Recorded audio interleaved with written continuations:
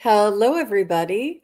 Welcome to Kigaroo Spiritual Journeys. And we have a very special treat here for you this evening. And we want this is a very rare occasion that we've had this type of occurrence that we felt it was really important to share with everybody. It was a beautiful gift it was about a reading, and we'll tell you a little bit more about it, but it was a beautiful gift for the client. It was a beautiful gift to Terry, and we thought it was a beautiful gift for everybody to understand and to learn about. It was quite a rare occurrence that happened. So, Terry, how are you doing this evening? I'm doing very well, thank you. How are That's you? that's good. I'm doing well also. And what we're going to talk about is Terry has frequented um, psychic uh, uh, fairs. And these psychic fairs, she meets many different people from many different walks of life.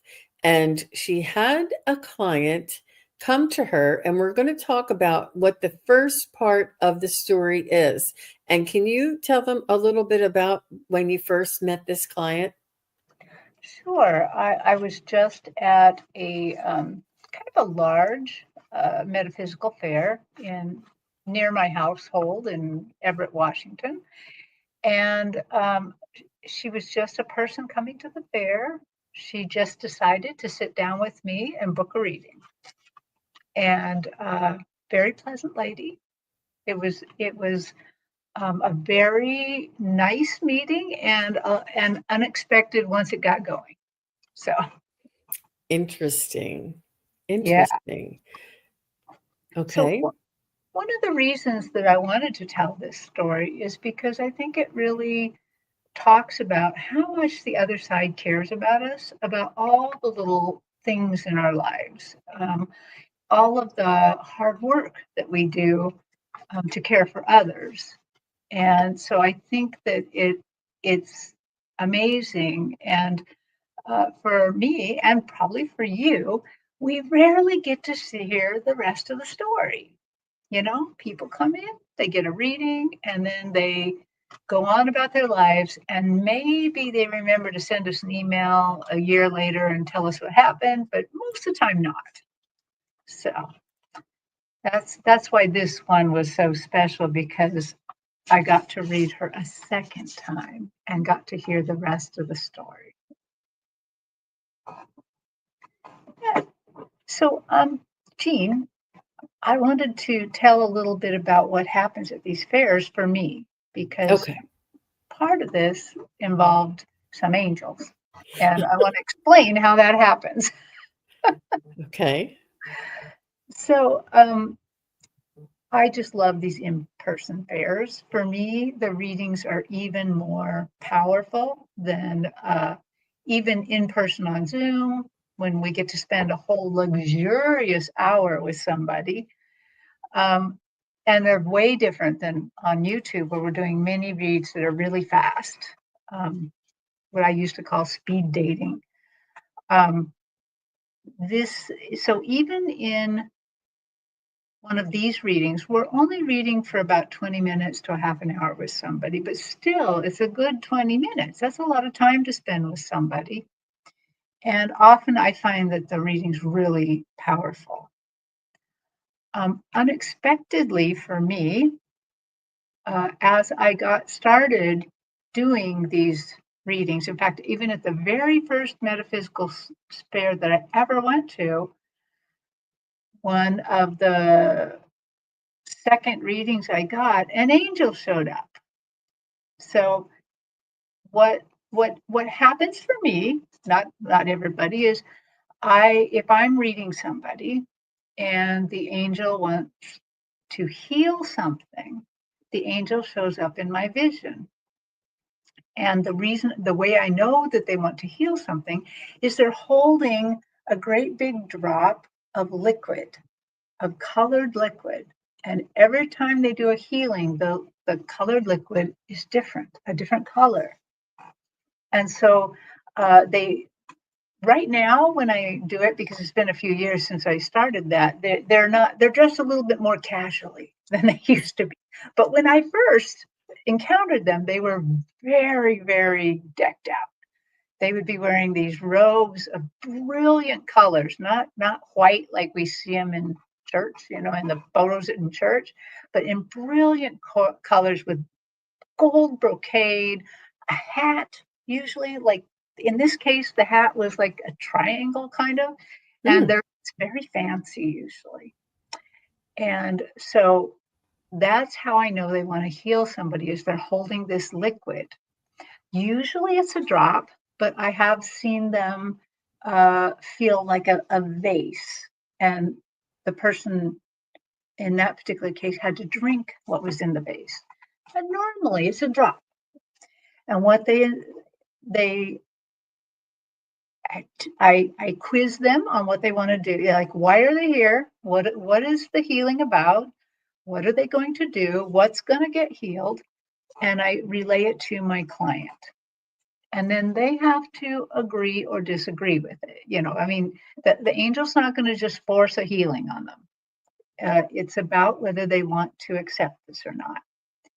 And then what they're going to do, especially if it's the drop, they're going to put it above their head. They're going to release the drop. It's going to go into their etheric body and it's going to do the healing of whatever kind of healing it's going to be. And so I know when I see them holding these drops, I know they want to do some sort of healing. I don't know what the person needs healed. They do.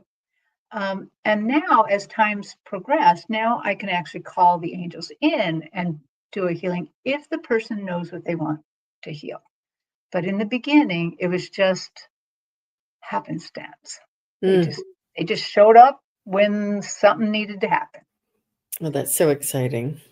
Yeah. Interesting. So, this particular individual, this particular client came along, and you were saying that it was quite an ordinary, a typical reading, and it was a very nice reading. And then tell us what happened.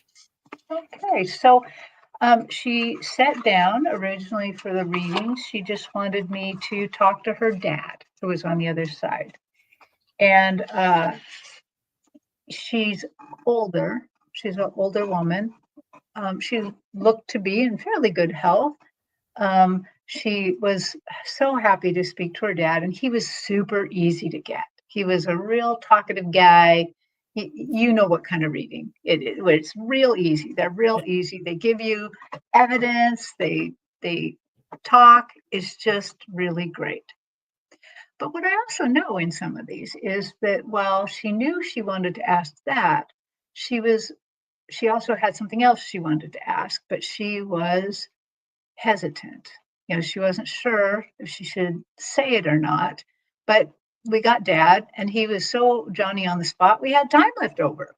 So I'm like, what else do you want to ask? And she said, and she was a little hesitant, but she said, I want you to talk to my husband. And I want you to talk to my husband because he's sick. He's in a nursing home. He is always in and out of nursing homes. I have taken care of him for years and years and years. And I have recently realized I can't take care of him anymore, that it is beyond my bodily capacity to do, that it's going to end my life sooner, or we're both going to end up in the nursing home. Is it just this is not working out, and I need to talk to him. So would you please go talk to my husband? She said a few more words, but the words kept putting a little ding in my head, like, what? What? And I finally asked the right question. Is your husband dead or alive? And she said, oh, alive. And I'm like, oh, okay. And I had to think about that for a second because that's what we kind of call in the trade a third party reading, which they have their place, in a private reading. We'll read third party like that, but not in a public reading. So, on YouTube, I won't do that. But at a fair where there is the public walking by a lot, I wasn't quite sure, should I do this or not? I was thinking it over a little bit, and an angel showed up. So when the angel showed up, and right away I heard, "Oh, we'll take care of this." And I'm like, "Okay." So so this angel, this was back at least about a year and a half ago, maybe almost 2 years, and they were still very decked out by then. And he was wearing a light green, kind of a pastel green robe with the gold braid.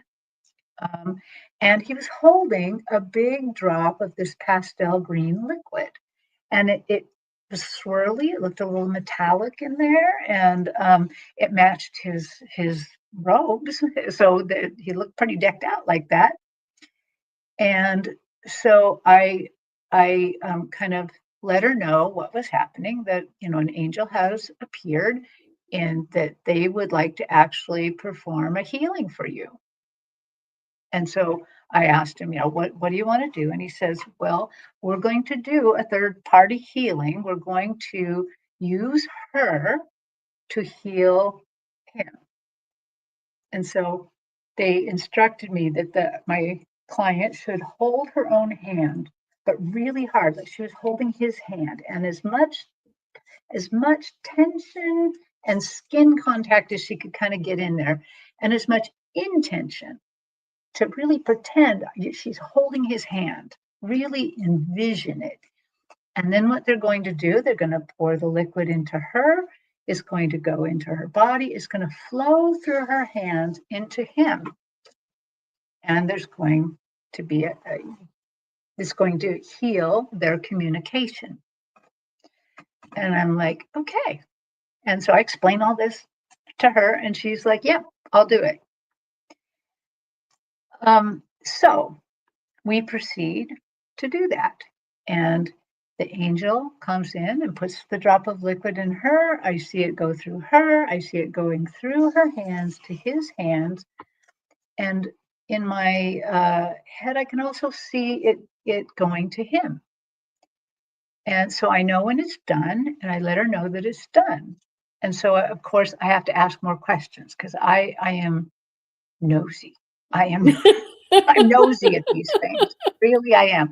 So I immediately say, Angel, um, when is this healing going to be completed? And they say, right now, it's done. It's a done deal. She can go talk to him right now. And I'm like really impressed by that, because in the other times that angels have shown up, they have often shown up, especially in relationships and in love relationships. And up until that time, I had only heard them tell me, oh, a long time. It's going to take a while. Going to take a while. Take a few weeks here. And the reason is because if I'm at a fair and they do a healing, a romantic healing, or a relationship healing, or a healing of somebody's capacity to love, they're going to leave my booth, walk through the lobby of the hotel I'm at, and meet a jerk in the lobby and take him home. Because it also increases their trust. It increases everything. And they're not used to this much, healing. Yeah, So, yeah, yeah, yeah. yeah, So it has to be gently and gradually, you're saying, yes, the other yeah, ones. But this one surprisingly was instant, which yeah. was It really caught you off guard. Yeah. Wow. completely caught me off guard that it was done, already done. And so I told her, you can go talk to him now if you want to, even. You don't even have to wait. I even explained to her that usually you have to wait, a little bit. And so we completed the reading, and she went off, and I assumed in my head that she went directly there. They talked. He said, yes, my dear. And, everything was great. So that's what I thought. And this is a really, really good example of how that even though we are there, we are part of this reading. it doesn't mean that what we are experiencing is exactly what your client is experiencing. You know, and so when she comes back, I get to know a little bit more about what she experienced. And even learning that would have been worth the price, but learning even more made it even worth more to me to do this. So she did say that she felt lightheaded after that, that Oh, it had an effect, a physical effect on her a little bit, that she felt a little lightheaded, but that she's gonna, sit down with her friends. She had some friends at the fair with her, and gonna rest a little bit, and then she's, gonna go on. So last month, I got to go to the very same fair in Everett, Washington. My booth was almost in the very same position it was before. oh, And up walks this woman and says, I want to book a reading right now. They're not usually uh, that positive, but she was really positive. Are you free? Let's do it now. And I'm like, okay. And she comes in and she goes, you've read me before. And I usually have a really good memory on these things, but I didn't remember her. And as I'm sitting there looking at her, just kind of really what I was doing is I'm doing what we do psychically, kind of going into her, melding with her spirit a little bit. It all comes right back to me. And I said, oh, you're the lady. We read your dad, and then you wanted me to read your husband, and your husband was in a nursing home, and an angel came in and did some sort of healing. Is that right? And she said, yes, that's exactly it. I'm like, I mean, I try to play it cool. Oh, nice you're here. But I'm like, ooh, find out what happened. especially And because she was so eager to have a reading with you right away. Yeah. yeah. So I was like, oh my gosh, I'm gonna get to find out what happened on this one because it was really cool. And she sits down and she says, I want you to talk to my husband, who's now on the other side, and my dad. So I'm like, ooh, the same people. But now Wow. one has switched positions. So Oh my gosh. so I just this is gonna I already know this is gonna be so good. So um so we actually start out with the husband first. So I tune in to her spirit, doing what we usually do, and tuning into her husband. I get him right away. I mean, he is Johnny on the spot, super easy. And it's as if I've talked to him before, but I Oh, haven't. Now, right away, he is so happy she's decided to talk to him. So happy. But he starts the conversation first and he says, oh dear, I'm so sorry. I was such a horse's ass. We do not usually experience people apologizing very fast, and it's rare that they immediately apologize themselves and call themselves a horse's ass. That got my attention really, really fast. Um, he says, "Please forgive me. Please forgive me for being that way," and has a little bit more to say. And she's so excited that that he's shown up and he's so clear. And I said, you can ask him anything you want. And so she starts asking him questions. She says, how do you like how I've redecorated the den? And she says to me, kind of by the way, I always wanted to redo it, but he wouldn't do it. And he goes, oh, honey. And he shows me the redecorating and he says, it's just lovely. You did such a oh, good job. It's beautiful. I really like it, but I don't want you to be fooled. if I were still alive, I wouldn't let you do it again Oh, because I'm a horse's ass." And, uh-huh. and I'm like, "Okay, he's really grown here." I'm like, and then she goes on, "How do you like the garden?" And he's like, "It's fabulous. I really like it." And he told me about some bird feeder that she's put in there that he really likes, and it's just so nice. And he's proud of her, and he wishes he hadn't have kind of been such a stick in the mud on these things. And then she says, "Ask him if he likes where I spread his ashes." I'm like, okay.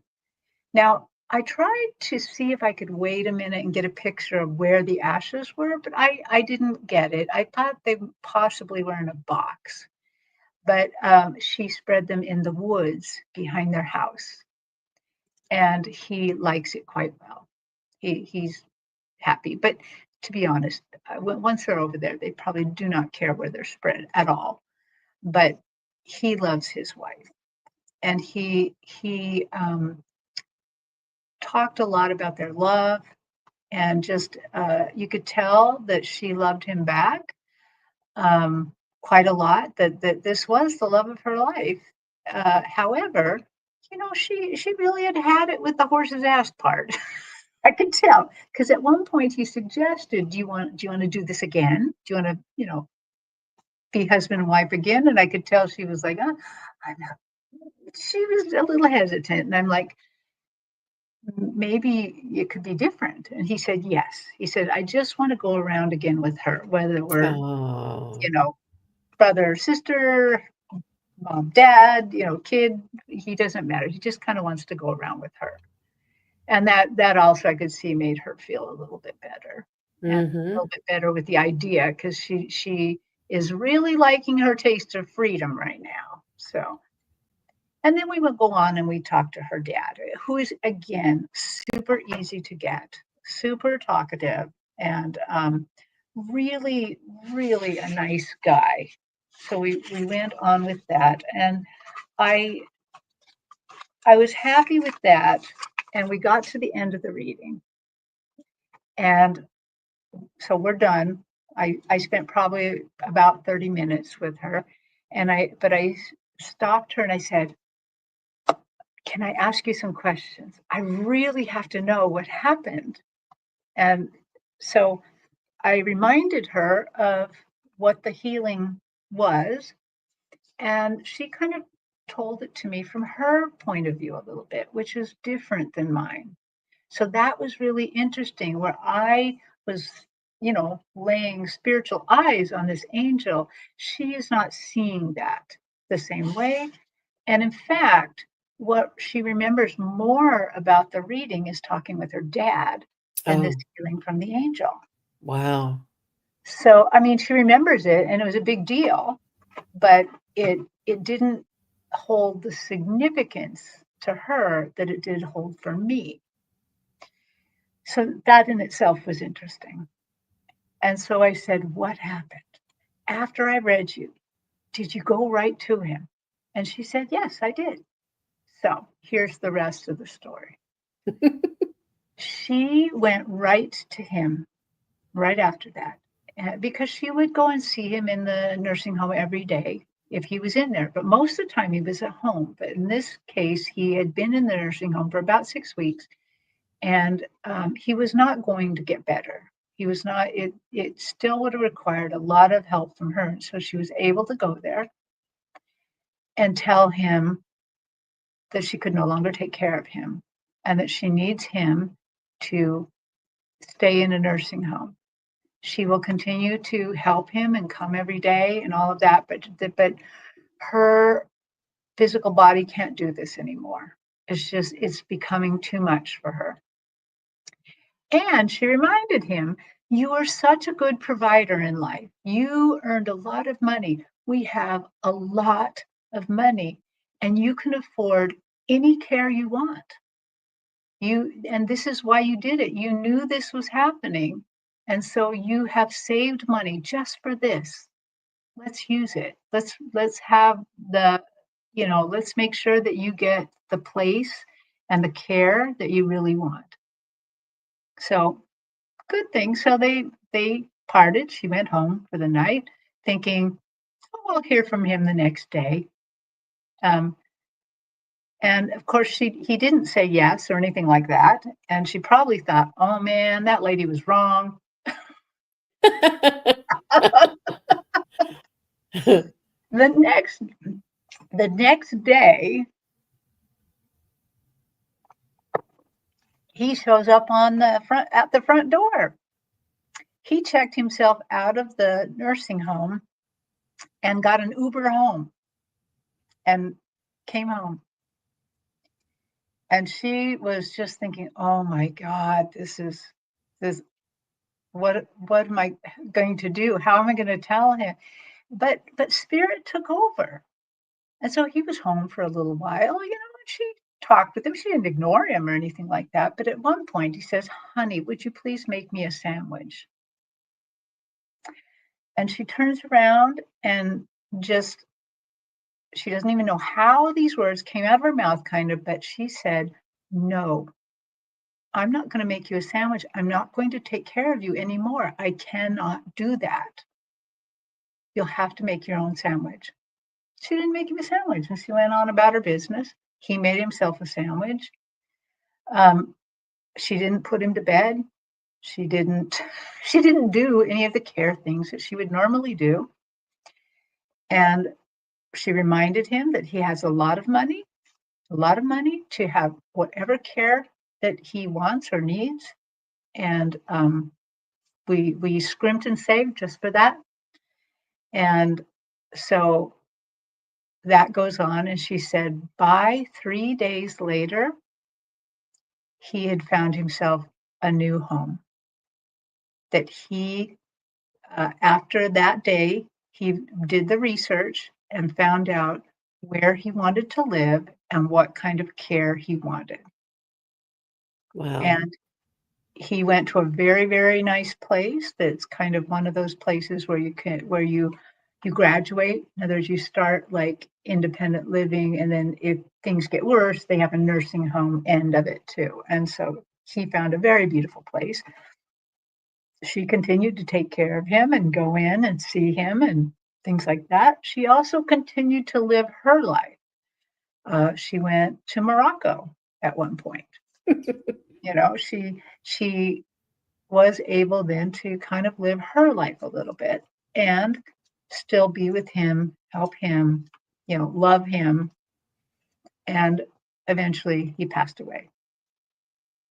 And so I adore hearing that because the other side knows how much we can take, you know.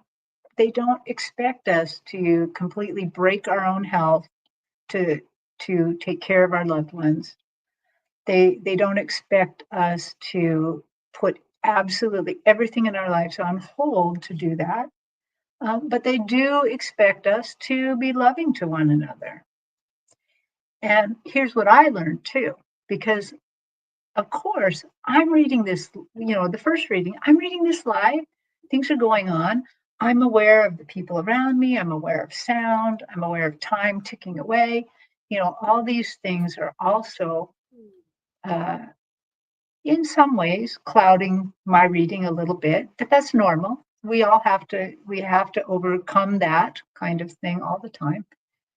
But I did not notice that it was a two-way healing, that this was a healing of communication for both of them.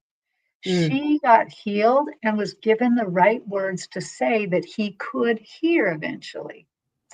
He got healed because then he could eventually accept the words and realize what his best interests were too. So I just love that. I love seeing it from another perspective too, not just my perspective. And so, It's amazing. It's such a gift that, I believe what you had said about the woman that she had tried and tried and tried to tell her husband and to explain to her situation, and he just wouldn't have it. And he would be obstinate and stubborn and really hurt or make her feel guilty or twist Mhm. her words around, and she couldn't get through to him no matter what she said. And that through this healing, she found the uh, the compassion and the language in order to get through to him like that, and for him to actually take charge of his own care, of his own future, of his own, end of life process.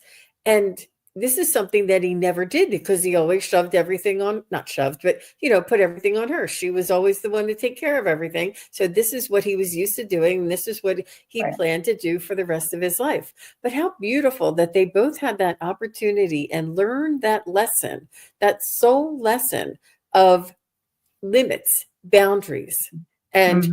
self-respect. Respect for yourself for him and respect for yourself for her. And that just because that's the way it's always been doesn't mean it's the way it's always going to be.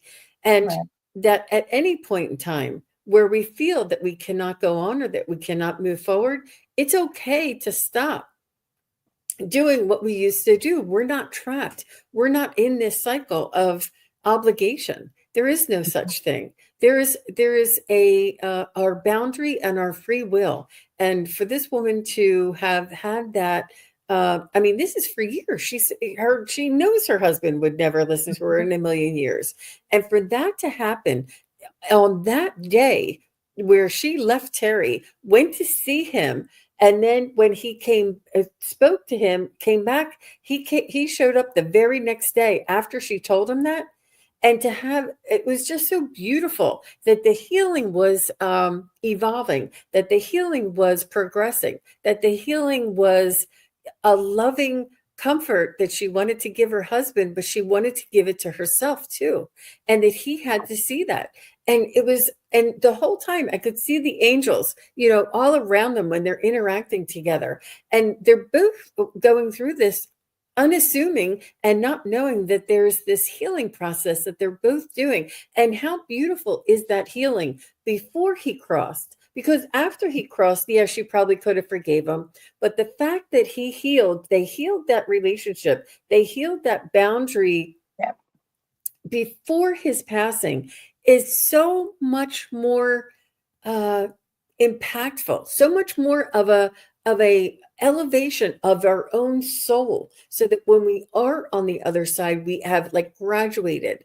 It was so beautiful and so eloquent, and this woman gave Terry a gift of knowing what Mhm. happens. What happened? What did this little drop of angel liquid do for this woman? And how can this affect us in the future?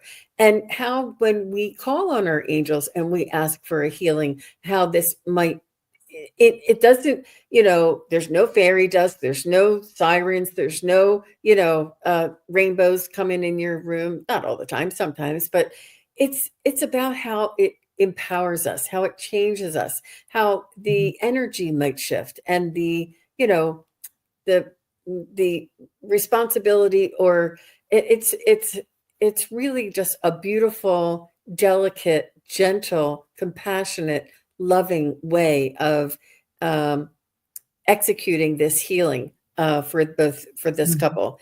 And how beautiful that she's so happy and that she was able to do as much as she could, and then able to say, this is where I can't do anymore. I just can't. And And it's he just was so. gonna need so much more medical care than she could possibly do. Yeah. Oh my gosh. And, we can apply this to our own lives and to our own situations, and to trust that when we call on the angels, and trust that, when we're in an impossible impasse, that things can change and do change and will change. There's no impasse that is too stubborn and too set in its ways that it cannot change. We have to believe and understand that we have the support that we need from our angels and guides in Mhm. order for this to change, and to believe it and to say, this is where it stops. Right. That's it. And A to and have the self love. Go ahead. I was gonna say, I think that they I think it's also important to allow them the latitude to do these healings. I mean, what if that she thought it would only go one way? What if I thought this healing's only going to go one way? There's only one outcome. And look at the outcome they chose instead, of what I thought was going to happen. I love that they always know what's best for us, and they're going to be working in the background no matter what. And that each of them got healed. Each of them received the thing that they need. And she was able to also let me know that she didn't abandon him. She still loved him a lot, and he loved her, and they still continued to have a life, just not in the same house. She And wasn't in that caregiver role. Yeah. Her sole caregiver. That's a lot of responsibility. Well, yes. how beautiful is that? And how loving that when she wanted to talk to him and he came right through and he apologized right away. And that you felt that familiarity with him. I just love Mhm. that. I just love all of that. All of that is so very magical. And how rare it is that we find a reading or a healing that is affected, and the client comes back and shares this with us, and is really just beautiful. And it gave Terry an insight and knowledge of how this may play out, and the gift of validation, the gift of her client being happy, and all of the parties concerned being happy. You know, and I do think her dad had a little hand in it too, because he. Maybe, because he was such a loving guy. So Mhm. But what a beautiful story, Terry, and I just love hearing about the rest of the story. And we encourage, if any of you have received readings from us and have had the rest of the story that you didn't get a chance to share with us, we invite you to send us an email or set up a reading. And it's really important for people to learn. You can see that it's not just important for the client and her husband, and not just important for Terry, but it's important for all of us. I mhm. felt like my whole awareness opened up, and the possibilities and the beauty and the compassion and how things possibly could have played out. It gave me hope. It gave me I trusted the angelic realm so much. I mean, I trust them anyway, but it gave me something tangible to, lean on and to rely on. It was really a beautiful gift and very And special occurrence. I encourage everybody, not just if you've ever gotten a reading from a psychic and it made an impact, give them a little feedback, because it's we are learning too. And this really helps us a lot to know what things mean. It's also so helpful to see it from the client's point of view, like what did they experience during it? Because, I also, when I read people, and I know you too, I want them to be as comfortable as possible. And I want them to be able to talk about, what they're experiencing or what they need. And I just love it when it all works out perfectly. It must be a very good feeling that you made such a difference in this woman's life and helped her with a really big problem that she just didn't know where to turn or what to do. Mhm. And the trust in the angels and your ability to trust your angels and to follow their instructions and follow, your guidance. It really is just a win-win opportunity. It was really beautiful. Well, thank you very much, Terry, for sharing that amazing events and healing story about your clients. And was there anything else that you wanted to add before we go? No, other than thank you very much for helping me do this. But I have a couple other rest of the story things, happenings. And so as they come along, we might do this again and share with people. what happened. Because it is rare, though, that somebody comes back and tells me what happened. So, yeah. Absolutely. Well, thank you, everybody. And we're going to be signing off now. So have a wonderful evening. Yeah. Take Bye. care. Bye bye.